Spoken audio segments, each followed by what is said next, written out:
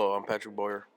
And I'm Cole Vaughn. The Lower Cape Fear is an important system providing important habitat as well as ecosystem services and economic opportunities for the area. All these factors are important and the resource must be managed to prevent unnecessary degradation while allowing for these important uses. Two current issues that could threaten the balance between use and preservation are channel improvement to improve access to the port, as well as a proposition to change the classification of a part of the river, which would allow for lower quality of water in the affected area of the river. Protecting the ecological value of the Lower Cape River estuary requires that the waters are protected and managed. They're generally protected under the EPA's Clean Water Act, administered by the state DEQ. Currently, there's a move to reclassify a portion of the Lower Cape Fear estuary from SC, or saltwaters, to SCSW, which basically adds a swamp water sub-classification, or supplemental classification. This would allow for a few different standards in terms of water quality, mainly in terms of dissolved oxygen levels and pH. It allowed dissolved oxygen levels below 5.0 milligrams per liter. It allows the pH to be below 4.3, instead of being between 6.8 and 8.5. People opposed this argue that the SW classification is not really appropriate for this section of the river, as it does have a high velocity for salt water, for swamp waters, which typically have low velocity. People who are in support of this move argue that the natural underlying environmental conditions are generally better represented by an SW supplemental classification. They also argue that many of these waters adjacent to this area already carry that classification. But if this happens, it could allow for lower environmental standards and general lower water quality in this section of the river. This map shows the upstream and downstream limits of the area being considered for reclassification. As noted earlier, this area has very few permitted emitters into the river, but is heavily influenced by natural factors as well as non-point source pollution, which cannot be permitted and thus regulated. This makes it very hard for regulators to have the waters achieve the necessary standards for an SC water, especially during summer months.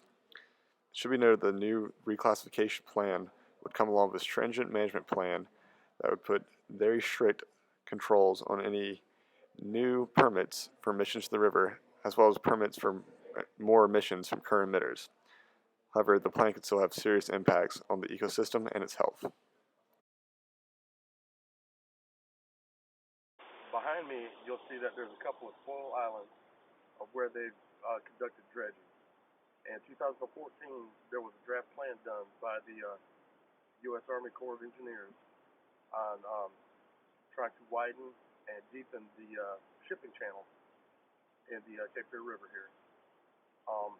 Part of the problem here is the cost, which depending on the depth of the channel, anywhere from 42 feet to 51 feet, the cost can range from $109 million to $426 million. This is a one-time cost of trying to improve the shipping channel and improving the port. The annual cost of doing the maintenance dredging would be anywhere from $4 million to $35 million, depending on the depth of the channel. Part of the problem that they have with the dredging is just trying to widen it and also straightening out the channel in some areas.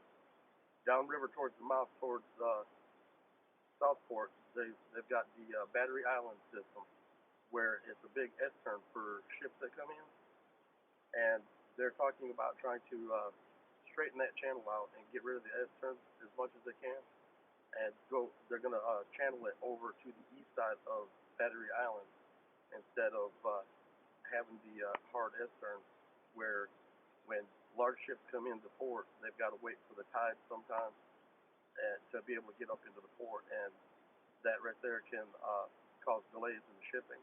And also it has an economical impact on not only the Port of Wilmington, but also across the nation, because this is one of the major ports on the eastern seaboard.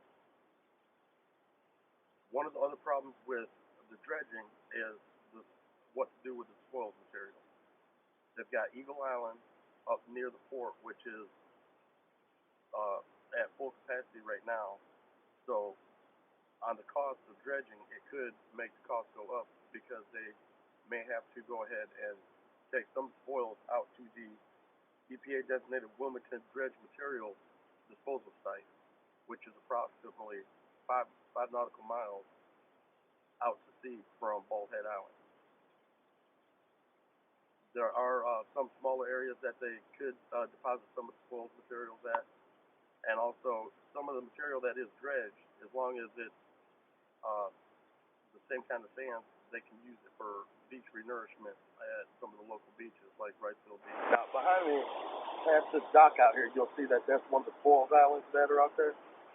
As I was saying, they've got different locations they can put these spoils. They've got what they call confined disposal facilities that are inland, and also these spoils can be used to do the beach renourishment, as I said, island creation, which means they can create more of these spoils islands like this one behind me and the ones over north of the river and down to the south a little more.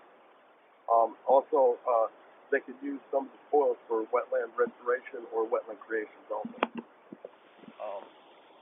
One of the fears that they have here is that Casper Hayne is worried about saltwater intrusion into their freshwater aquifers.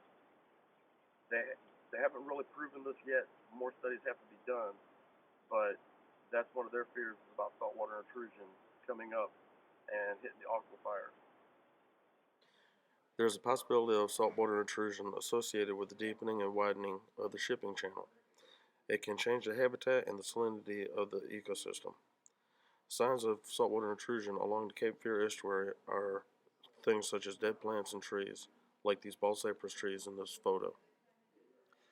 In conclusion, the river is an important resource affected by many issues and must be carefully managed and protected for the good of the environment and our own welfare.